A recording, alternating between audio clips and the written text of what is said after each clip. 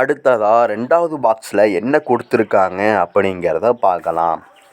1789ஆம் ஆண்டு பிரெஞ்சு புரட்சியின் போது சுதந்திரம், சமத்துவம், சகோதரத்துவம் ஆகிய முக்கிய முழக்கங்களேயான இந்திய அரசியலமைப்பின் முகவுரையில் இவற்றிற்கு முக்கியத்துவம் தரப்பட்டுள்ளது அப்படின்னு இந்த 2வது பாக்ஸில் கொடுத்துருக்காங்க.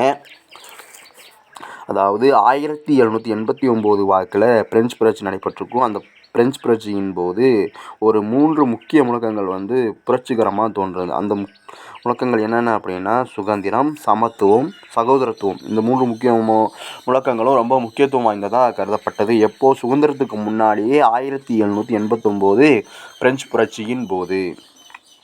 இதை நம்மளுடைய இந்திய அரசியலமைப்பு புத்தகம் 1950 வெளிவந்திருக்கும். அதில் உள்ள முகவுரையில் இந்த முழக்கங்களுக்கு முக்கியத்துவம் கொடுத்துருக்காங்க அப்படின்னு சொல்லியிருக்காங்க. இதில் முகவுரைனா என்ன?